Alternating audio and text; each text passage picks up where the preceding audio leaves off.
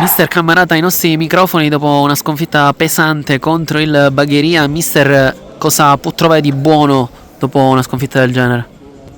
È difficile trovare qualcosa di buono, però anche con due uomini in meno i ragazzi hanno provato a non mollare, però sicuramente è bella partita dopo l'espulsione ha cambiato totalmente faccia.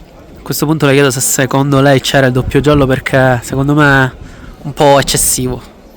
Secondo me pure ero lontano, non sembrava neanche rigore a dire la verità. Ci poteva stare, non ci Rosa, poteva stare. però se l'arbitro diceva così ormai non possiamo farci niente. Sicuramente secondo me è da sottolineare la prova fino all'ultimo secondo di Arken, che ha lottato con tutta la difesa del Bagheria da solo.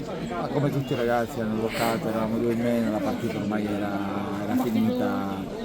Peccato perché siamo partiti i primi 15 minuti anche molto bene, avevamo in mano la partita, poi dopo aver preso quel gol di ripartenza abbiamo fatto un po' fatica, però questo è calcio, adesso dobbiamo dimenticare questa sconfitta e rimetterci a lavorare.